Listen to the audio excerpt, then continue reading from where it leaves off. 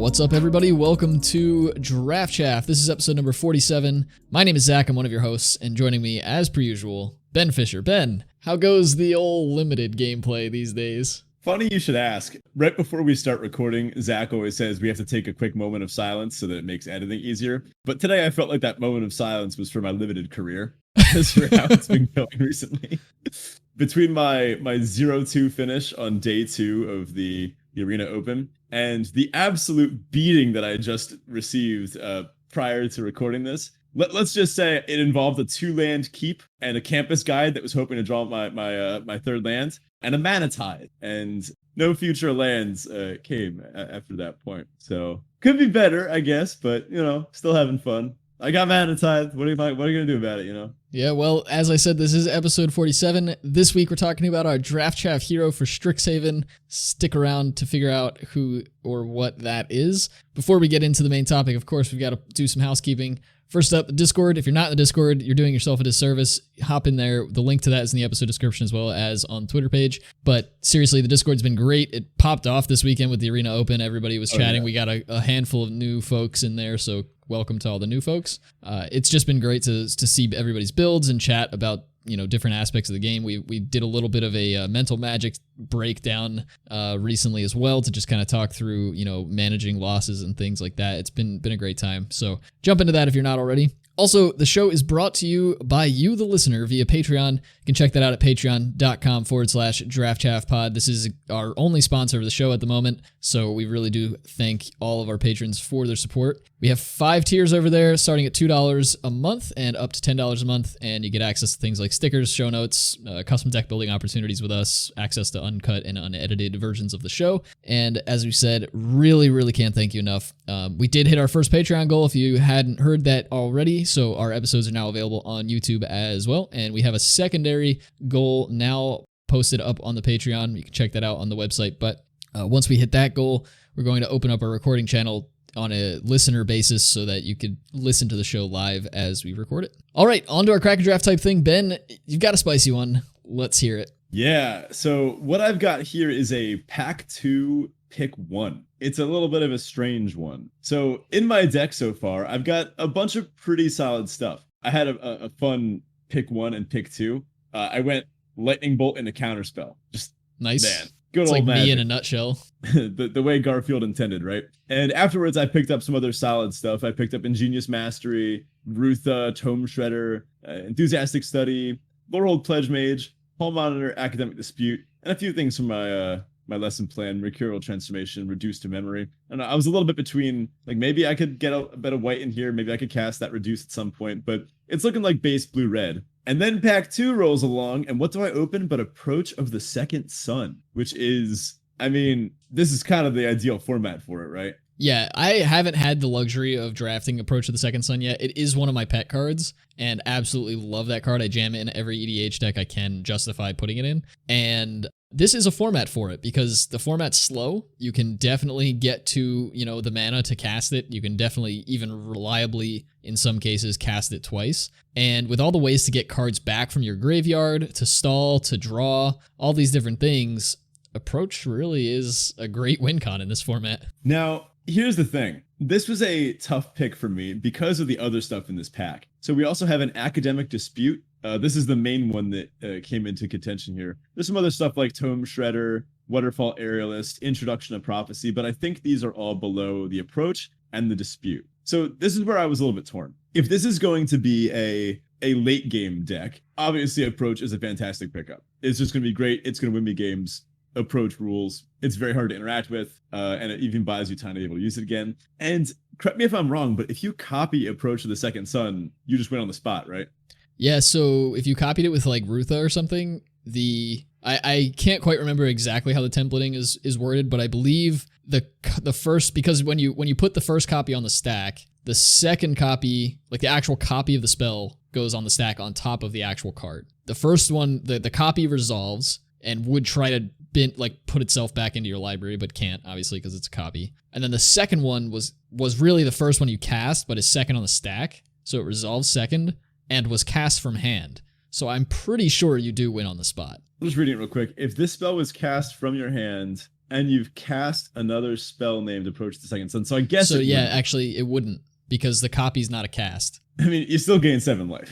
Yeah. You'd get the bad. 7 life off of it, but it wouldn't actually win you the game on the spot. Yeah. Okay, it's still a kind of cute interaction. I could have sworn that worked. Maybe I'm reading it wrong. The text is a little bit blurrier on my copy. Let us know in the Discord if we screwed up this rules lawyering. But in any case, it's a good card and would be good in a late game deck. So I also had like a Stormkiln Artist that could potentially help ramp me up to it and get me there a little faster. But here's the thing. Right now, this deck is a little bit torn. I had a Lorehold Pledge Mage, which is a very strong combo with Academic Dispute. If you haven't had the thrill of, I don't know, maybe your opponent plays their 3-drop, you untap, dispute their 3-drop, your 3-power first striker is going to eat it. And then you just kind of go from there and you learn. It's a very, very strong interaction, as well as just working well with other creatures. You can just do this with anything, and Dispute has just been just really solid removal. Also kind of a versatile combat trick, too. You can use it to give one of your creatures reach at instant speed. It's just so flexible. It's another one that I'm thinking the Draft Chaff Cube could use. But I ended up taking Approach here, and then I ended up not playing it. And I want to justify why. I thought at the time that the vector that it added to my deck was the most powerful of these two options. I thought that right now my deck is leaning slightly towards late game, which is why I went with the Approach. However, I ended up not really getting many more good late game cards after this, and it ended up being more of an aggressive, like tempo-y blue-red deck. I ended up cutting it. I think you could have justified me leaving it in based on the fact that maybe I Stormkiln Artist and ramp into it somehow. I ended up taking a few more aggressive creatures here and there, like Tome Shredder and some of the random 2-drops and things like that. In hindsight, I almost wish I did play it because my deck wasn't great. I don't think the blue-red aggressive strategy is the best overall, but it was what I thought was best at the time. Hindsight's 2020, I guess. Yeah, I mean, the blue-red tempo deck can kind of get there sometimes, but Prismari was really designed as a college to be doing the big spells nonsense, more so than the tempo stuff. Again, not to say that it can't happen. We've seen a lot of talk lately about Dimir being a very playable deck in this format, so, things can happen that weren't necessarily intended from a design perspective. That said, I agree with you. I would have taken the Approach here and would have tried to lean heavier into...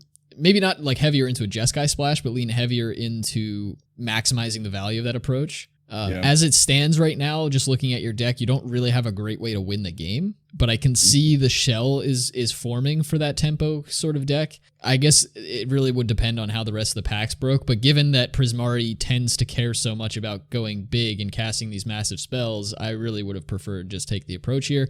You didn't play it. You probably would have preferred the Dispute in that case, but I don't think that makes Dispute the right pick here. Yeah, it's just happened to be the way the packs broke and the way I ended up building it. I thought that the strongest build of this deck in while drafting was going to end up being the more aggressive version, so I kind of had to lean into it. And unfortunately, it didn't work out, but I'll get them next time. That brings us to our Teferi Tibalt this week. If you're new to the show, Teferi Tibalt is a section where Ben and I talk about something good, something bad. You may have heard of it referred to as Roses and Thorns. Ben, kick us off. Sure. So there's been a lot of fun, not professional Magic, but fun high-level Magic recently. There was the Arena Open last weekend, which despite, not getting very far on day 2, getting to day 2 was a lot of fun. I love playing in those kind of high-stakes events. And next weekend, this upcoming weekend, I have the Arena Qualifier, and I've been crushing with mono white and standard. I'm very excited, and I don't know if you're planning on bringing mono red next weekend, just don't queue and I'm queued. That's all I'll say. It's not going to go well. I was floating up around Mythic 250 and limited for a little while.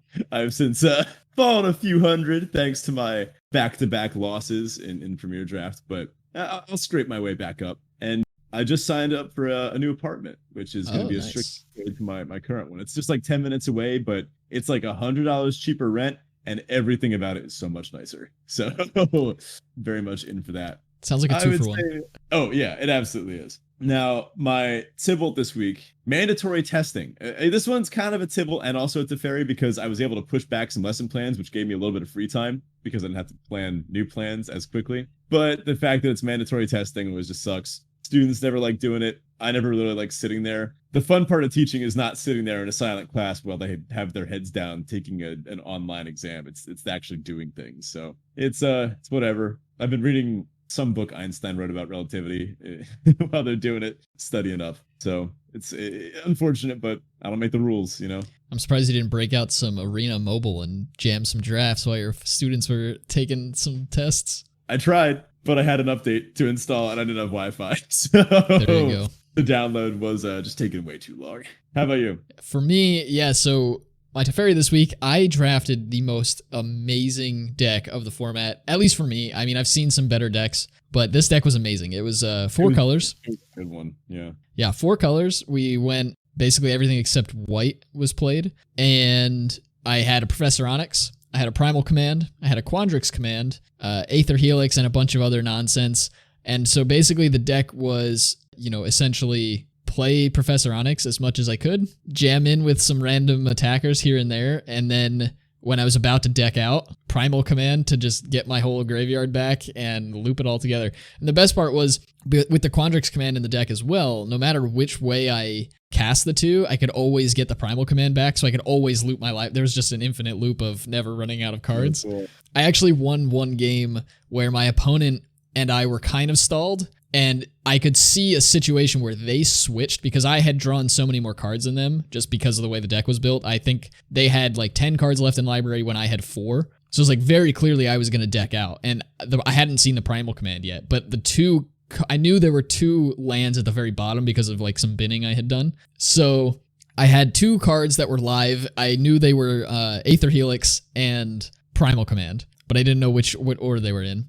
I also had Nasari, the red Dean that lets you cast your opponent's stuff. So I had cast an Archmage of Emeritus from my opponent's deck off the Nasari. So I was drawing with every spell I was casting. So I got to the point where I was like, wait, I might actually deck myself because the Emeritus trigger and stuff might draw more cards before the Primal Command resolves. And so I ended up I was down to 4 cards, opponent was at 10. And then I saw they swapped from like this aggressive plan to like, I'm just going to deck them out. So they started drawing a couple extra cards.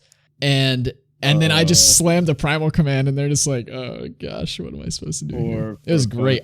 I also had a game where I cast Professor Onyx 3 times because Aether Helix and Primal Command and stuff. So it was a stellar deck, easily the most fun deck I've drafted this format, and probably I won't come close to it again. Yeah, my deck that I have right now, it feels like that, but like the worst possible version of it.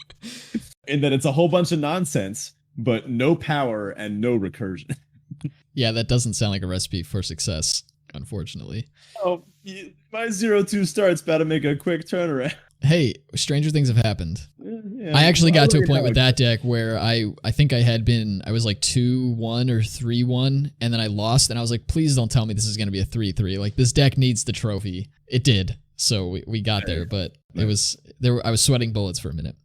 My tip-out this week is that my win rate overall, despite that amazing deck, has been pretty poor. I'm over 50% now, which is good. I really dislike being below 50%, which does happen from time to time for me. But I really want to take some time to like introspectively look at my gameplay and my drafting and figure out what has gone wrong, because M21 was the last set that I did like really well in. And I don't know if that was just a function of that format was very solved and it was just very easy to get the decks you wanted in that format, or if I've shifted somehow in my like draft philosophy or my gameplay dedication, I suppose. Like sometimes I'll draft and like watch something while I'm playing games, and obviously I'm not making the most clear plays then. So I don't know, maybe I just want to take some time to reevaluate my MTG gameplay overall. I might turn that into a video series on the YouTube channel where I go over some of my drafts and gameplay and stuff, so maybe that'll happen.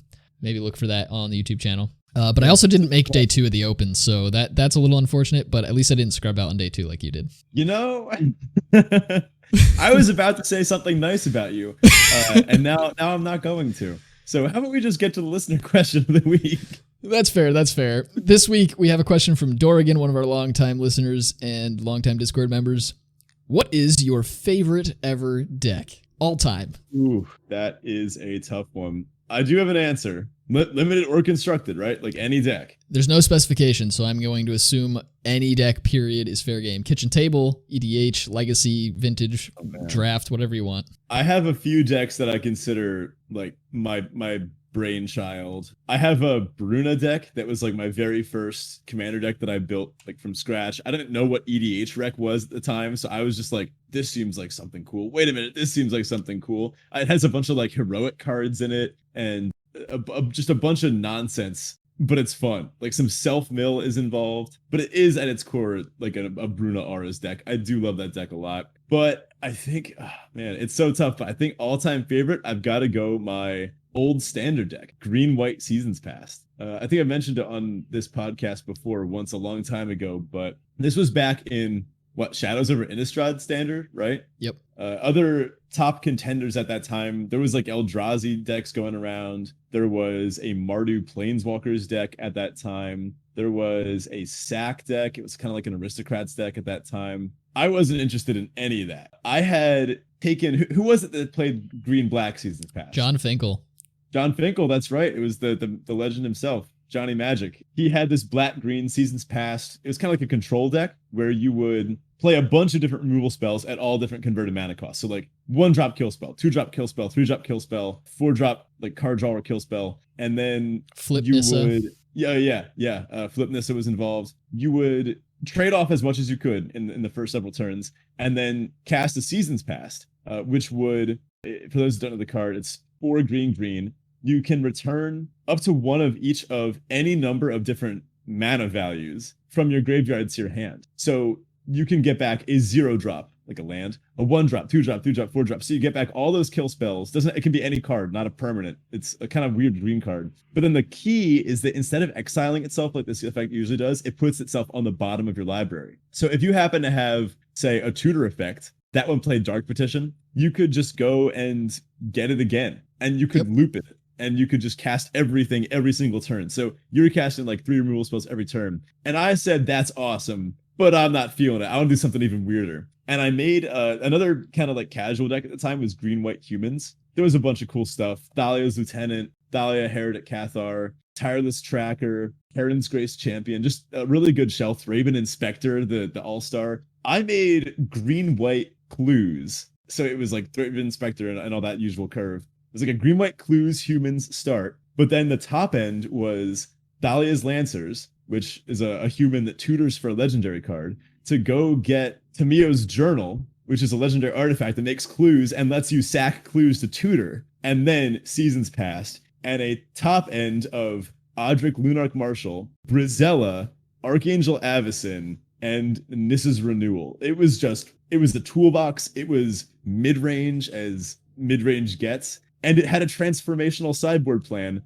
of human aggro to go underneath the control decks. It played Sunscourge Champion, I believe the card was, the one you could eternalize back from your graveyard against Wraths. It was a wild deck, but I took it to so many standard tournaments, and I honestly stopped playing standard after it rotated out. I didn't play again until Arena started, which was just recently. So favorite deck of all time, easy. I take it back when I said about Bruna. Nope, I'm gone. This is it.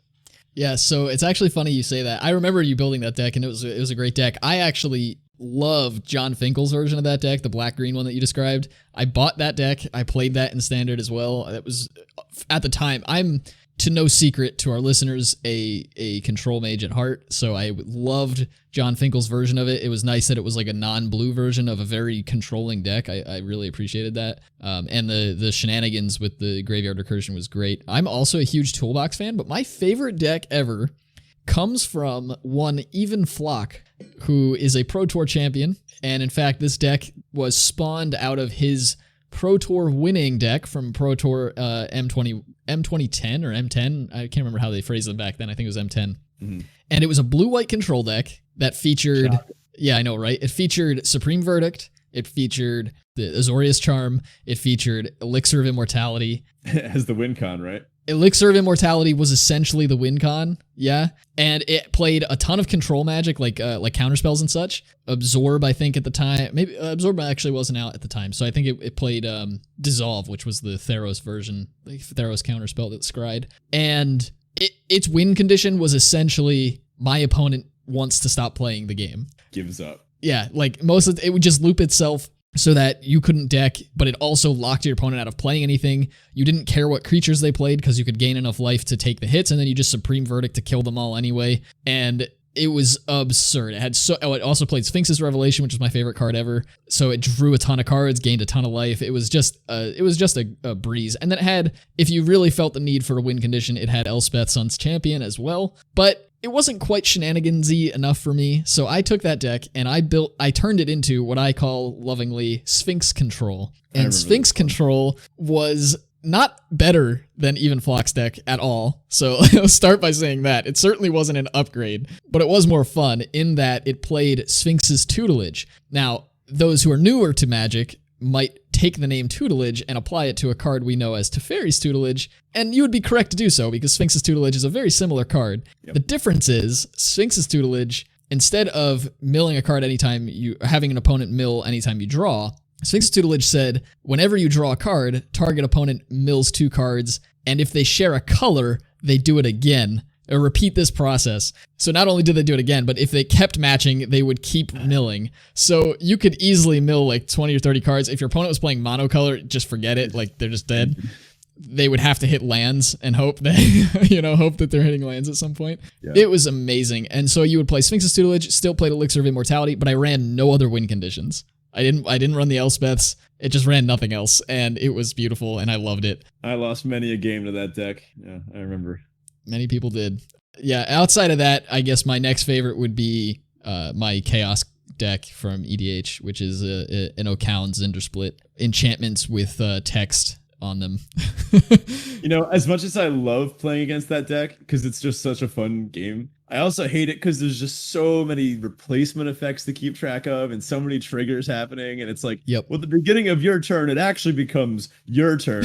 But then you have to flip a coin. And if you do that, then that doesn't happen. But maybe if you flip another coin, then you'll actually take his deck and play that instead. It's like, what's going on here? Also, it doesn't matter because nobody's allowed to cast spells. Instead, you're just drawing and playing whatever comes off the top of your library. Yeah, that's true. Yeah, it's a great deck. All right, on to our main topic. Oh, thank you for the question too, Dorgan. That's a great one. A nice walk down memory lane there. But on to our main topic. This week, as I mentioned, we were talking about our Draft Chaff Hero. Now, Draft Chaff Hero is a topic we came up with for the show that focuses on a particular common, uncommon, or otherwise bulk rare that has a significant impact on the limited environment that we find it in. This is chaff that has, for lack of better phrasing, risen above the rest. The chaff has risen to the top. You can pick it up for your casual decks or maybe even commander. Cards like this sometimes break into standard. We've seen our last few Draft Chaff heroes such as Season Hallowblade and Ruin Crab rise to, standard fame as well. And it looks like our Draft Chaff hero for Strixhaven is making its way there too, as it's been showing up in some standard Winota lists. Our Draft Chaff hero for Strixhaven is none other than Professor of Symbology, with an honorable mention to Expanded Anatomy. And we're going to be focusing here on Professor of Symbology. If you're not familiar, Professor of Symbology is a 1 and a white 2/1 core cleric at uncommon, and it says when Professor of Symbology enters the battlefield, learn. So it makes sense to us to kind of pair a learn card with a lesson. And in fact, when you look at some 17 lands data, which we'll get into in a little bit more detail, you find that the two of them are actually they have risen above the top. They're a bit the cream of the crop as far as win rates go, so they are a nice little pairing to put together here as our Draft Chaff hero. First of all, it's a 2-mana 2/1, which is nothing super special. It gets blanked by a handful of cards. There's a bunch of 1/4s running around in this format, but the fact that it's essentially a modal card just makes up for this. It's a core cleric, which doesn't matter too much for this limited environment. Notably, core are on Strixhaven. I guess they got there from Zendikar somehow. I don't know how that happened, but it is a cleric, so sometimes that'll have some relevance in standard maybe. Clerics has been slowly getting pieces in standard. Who knows? Maybe something cool is going to happen once the D&D set comes out this summer. I can see them adding some clerics in there. The past few sets, we've looked for something busted for our mythic uncommon, right? Like Seasoned Hallowblade was such an obvious choice for Draft Chaff hero.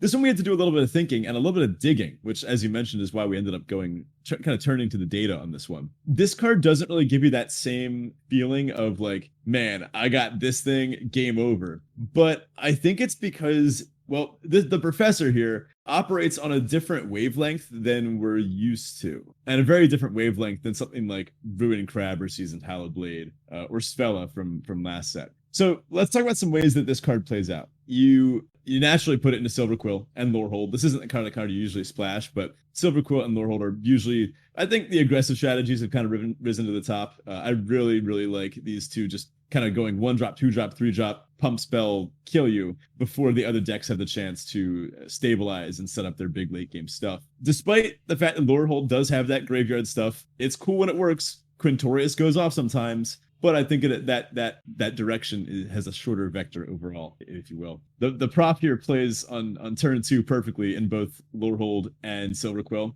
And grabbing an Inkling summoning from the sideboard, funnily enough, I think is kind of the best way to start off with one of these. You can get other stuff too. If you have to get a Spirit summoning, sure, it's not quite as good. But it can even grab an Environmental Sciences if you happen to miss your third land. Now, according to the 17 lands data, Professor of Symbology is actually tied for number 1 for win rate when it's in your opening hand, which is at 64.5%. That's, just think about that. That's nuts. This is saying that, like, over their aggregate data, when you have Professor of Symbology in your opening hand, people have won almost 65% of those games. That's almost 2/3 of the games. That's wild. Yeah, and you mentioned that it's tied for number 1. It's tied there with Killian, and anybody who's played Killian knows the power of that card on turn 2. Professor of Symbology is right there with it. It might not be as flashy or as in your face as Killian is as far as power level goes, but like Ben said, the ability to grab basically anything, like being just a toolbox in and of itself, is huge and really lets you sculpt the way that the rest of your game plan goes. Yeah, Killian definitely has more of that mythic uncommon feel, but the fact that these are tied, I think, like, everybody knows that if you build around Killian on turn 2, you're going to get a pretty busted deck. But Professor of Symbology does the same, apparently has the same overall result. So I thought this one would be a little bit more interesting to investigate. So also imagine you top deck the Professor in the late game. Go ahead, grab an Expanded Anatomy to beef up like an Owlin Shield Mage or something, or like a Combat Professor and make like a huge threatening flyer, or grab whatever other specific like silver bullet you might need. Maybe if you have one of the rare lessons or something like an Introduction to Annihilation or something. And at the absolute worst case, you can always rummage away a land, which is still all right. Now, this card lets you learn earlier than almost any other card, barring, I guess, I don't know. There's a few other things that you do on turn 2. I guess the only way to learn on turn 1, I think, is, I guess you kind of have to get lucky with a low value academic dispute. Like your opponent plays a 1-drop and you played a mountain and you get to do that, right? I think that's the only way to do it. Pretty sure. Yeah, but this is like a pretty reliable way to get learn on turn 2 and leave a creature behind, which is, not something to overlook. The fact that you leave a body and a 2/1 in this format is not incredible, right? We talked about this earlier. Like, the stats aren't special per se, but 2 power does trade with a handful of stuff you want to trade with. It eats a Sedgemoor Witch if you have another blocker or something. Like, there are a lot of X2s in the format, though they're not the most common. They are around, and so once this grabs any spell, it's trading pretty nicely with anything else, and it's already done its job by that point. You've gotten your learn card, so that's true. Just the floor on this is so high. The fact that it's already drawn you what you need or rummaged away what you don't in some cases. In a way, this card's pretty similar to a lot of the 2-drops that we've seen recently in some sets, like Fisher Wizard and Immersturmator. But the fact that in this set, this kind of effect is uncommon. This was one of the first cards I remember thinking and going, that's an uncommon? Like, is Learn that good? And we eventually saw with the full spoiler that Learn on ETB actually only shows up on 3 creatures. Retriever Phoenix, which even then it's conditional, and Gnarled Professor, which is just, a great rare anyway. And it turned out that Learn actually was just that good. So this is powerful, Yeah, there's not really anything more to say about that aspect of it. Like, we have very clearly learned that Learn is where you want to be in this format. I think a lot of decks come together as, you find your bombs, you find your ramp or whatever it is that you need, but at the end of the day, you're always looking at what's my lesson plan look like, where are my learn cards, how am I actually going to cast the cards out of my lesson plan, because ultimately, if you come up with a deck that doesn't have either of those things, or you have lessons but no way to get them, we've seen that a lot of the win rates on those decks are relatively low compared to decks that have a higher number of lessons and learn cards, because you just get to draw extra cards for free. Like, and not only are you drawing random cards, you're drawing very specific cards that are going to help you in the situation that they're in. There's no surprise that cards like Expanded Anatomy or Environmental Sciences are super good, because there's silver bullets. Like you can grab, they don't count against your deck. And we've talked about this over and over. And I think a lot of other content creators have kind of beaten this battle to death or whatever. But it's worth reiterating here because that is what makes this 2-mana 2/1 so powerful. Turns out even the learn cards that we once thought were bad, like Voice or Study Break, they're just pretty good. Yeah. And especially as these aggro decks have kind of shaped out the way they have, like we originally thought, if you go back to our First Impressions show or even our format breakdown episode, we were really low on Silverquill. We thought Silverquill was not going to get there. We didn't think it was going to have the aggro chops, as it were, to actually do the aggro thing. And it's great. Like the aggro decks have found their lane. They've figured out what cards need to be in them to make that vector as strong as possible. And with that said, now that we've figured that out, Professor Symbology slots right in there to do exactly what it needs to do. Yeah. So I want to talk a little bit about, and you're not going to like this, but the wish board. And I'm calling it that only for a good reason. I'll go back to lesson plan in a second. I know you're a big proponent of the lesson plan, but I want to mention wish board because that's named after like wish effects. For example, Fae of Wishes from Standard. So it was kind of like a Standard powerhouse a little while ago, back when Teamer was king of the hill. And somehow Fae of Wishes, you might also know it as like the 15th best card in Throne of Eldraine. What a set. I mean, honestly, you could ban the top like 10% of that set and it would still take up most of Standard, I think. Is Bone Crusher? I don't even know. Anyway, but for those that never played it in Standard, the idea was in this Teamer deck that it would see play in, you would build a sideboard, and even in Best of One, you could build a sideboard that allows you to play a variety of silver bullets, which might be a single copy of Negate, or one Escape to the Wilds, which is like a card draw spell, or a Fling effect to just end the game on the spot if you needed it. Learn feels like that. When I learn and I go and I see what I can go get, it feels like I'm grabbing my silver bullet, the exact thing that I need there. So one way to think of even the worst learn and lesson, even like the worst learn card, even one that's like 2/3 of a card. And then if you're getting like a bad lesson that's like 2/3 of a card, you're still adding up to more than a card. And then the versatility makes it like 2 cards. You wind up with at least 2 real cards out of this. And that is like worst case. The flexibility of it really does make it fantastic. So I take my first copy of like Environmental Sciences, Introduction to Annihilation, Introduction to Prophecy, and the on-color summonings. I take probably the highest. The other ones, I mean, you never want to play more than one copy, really. You just want the one copy of it to go and get it. And then, of course, as you mentioned, you also need to make sure you pick up enough learn cards. If I start with a learn card, like if I start with a Gnarled Professor, I'm going to take these a bit higher. Sure. And I think that's something that people have sort of started to figure out a little bit more. We talked about this a lot at the beginning of the format, where, a lot of the lessons looked like they were cards that like you didn't want to play more so than the learn cards. Like a lot of the learn cards looked kind of bad, like things like Guiding Voice and Arcane Subtraction, or, things like that looked kind of bad. But the lessons kind of stuck out as being like, these aren't cards you want to play. I mean, we had that conversation about Environmental Sciences where you were saying like, it's just not, I don't want to pay 2 mana for this effect. It's just not a card that I want. And I don't remember saying that. We recorded it, don't worry. Oh.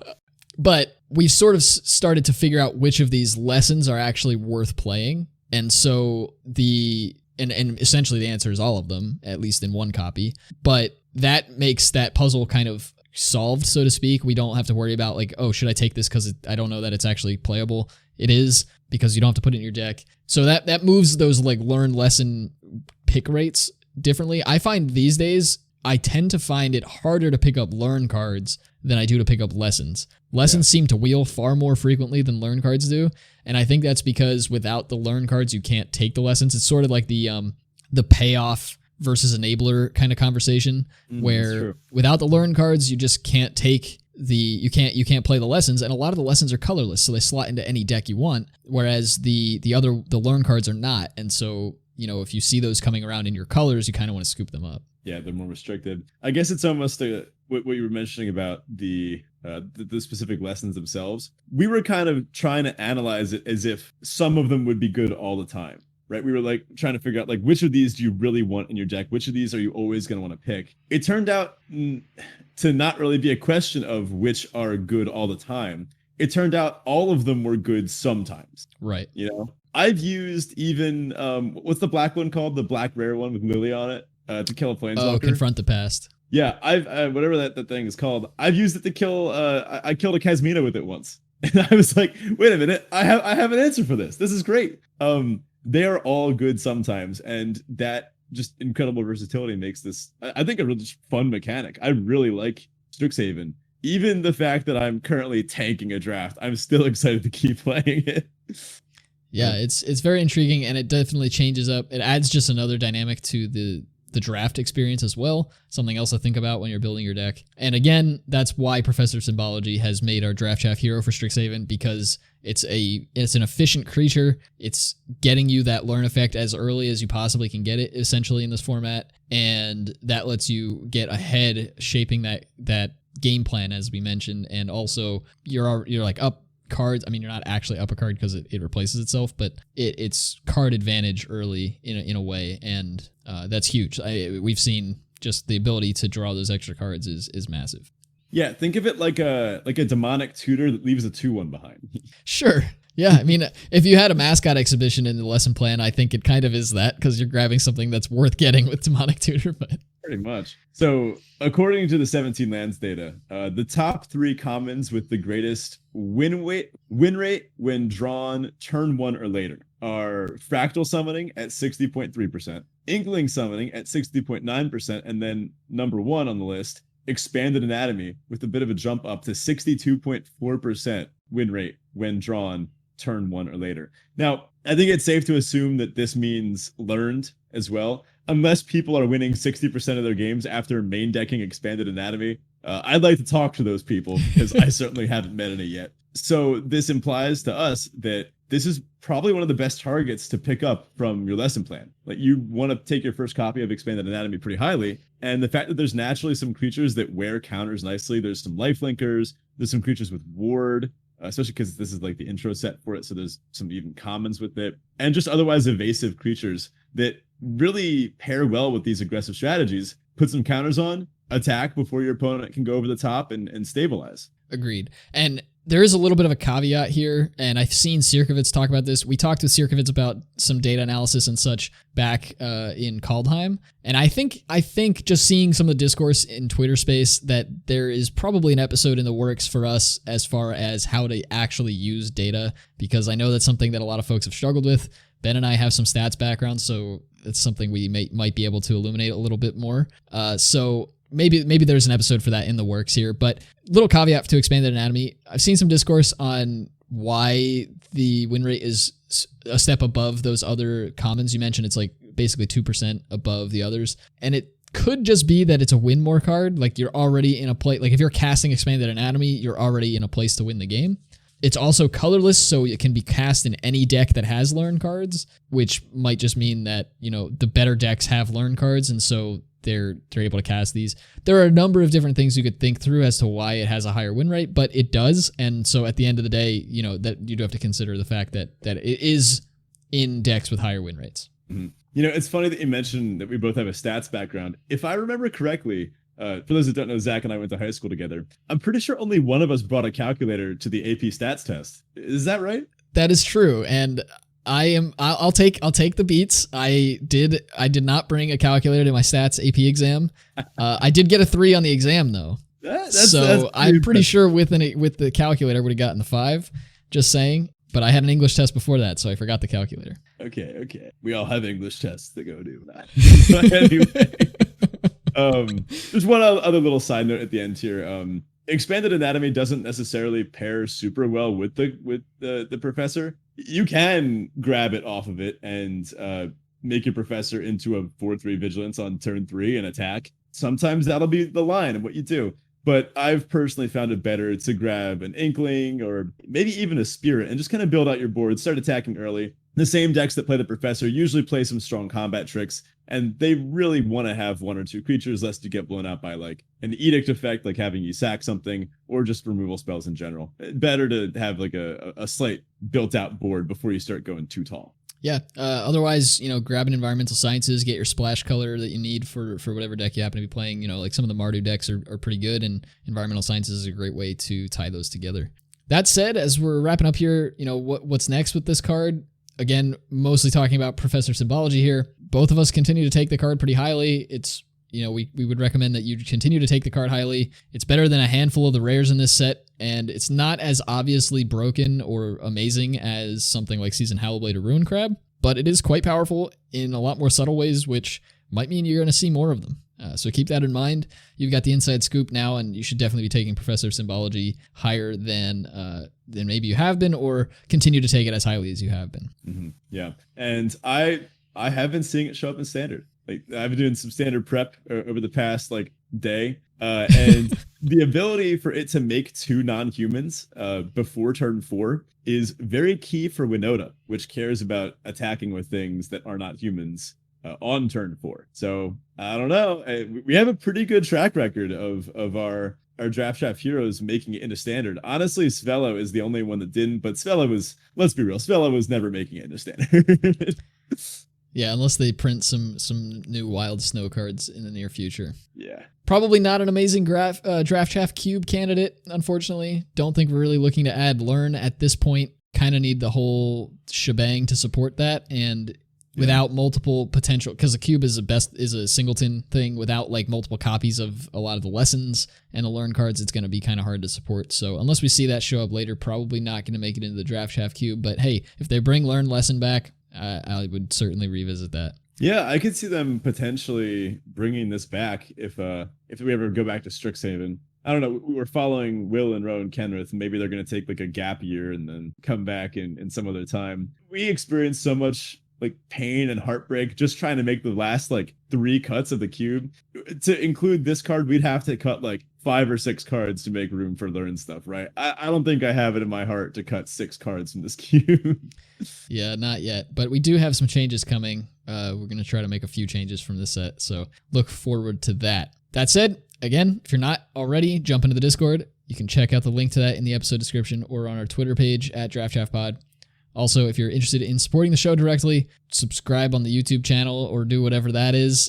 Pass the show along to friends, enemies, family, loved ones, hated ones, anybody at all. Just pass the show along. And otherwise, if you're interested in supporting us directly monetarily, you can go to the Patreon, check out patreon.com/DraftChaffPod to see all the different perks you can pick up there at the Patreon. If you want to reach out to us directly, you can do so by contacting me on Twitter at RannickAlfredian. You can find Ben at BetaFish1 or the podcast directly at DraftChaffPod. You can also email us at draftchaffpod@gmail.com. That does it for us. We'll check back with you next week and enjoy the rest of your drafts this week.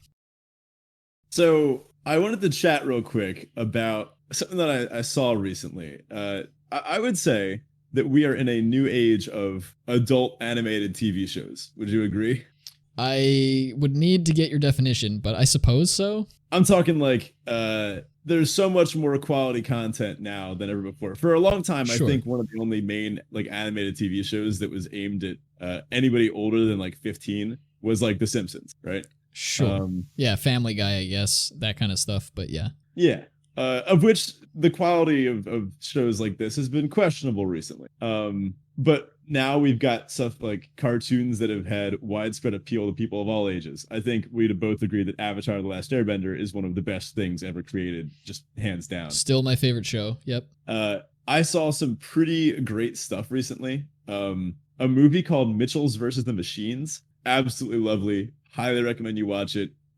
One of the best family movies I think that's ever been made. Interesting. Yeah, I've seen a lot about I've seen chatter about it, but I don't know anything about the movie. Yeah, it was made by a lot of the same team that worked on Gravity Falls, another pretty quality animated TV show. And what spurred this on was that last night I watched with a friend the first 2 episodes of this new show called Invincible. Have you heard about this? No. Oh man.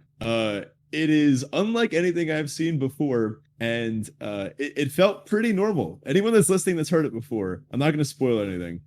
Anyone that's heard this, or that's seen it, they can confirm that the first episode, it feels all right, this is pretty good. And then the last 4 minutes or so of the first episode is one of the most jaw-dropping, gut-wrenching, you can't watch it if you have a weak disposition I was like just awestruck. I was speechless. I had no idea how to respond to it. One of the most brutal things I've ever seen depicted on television.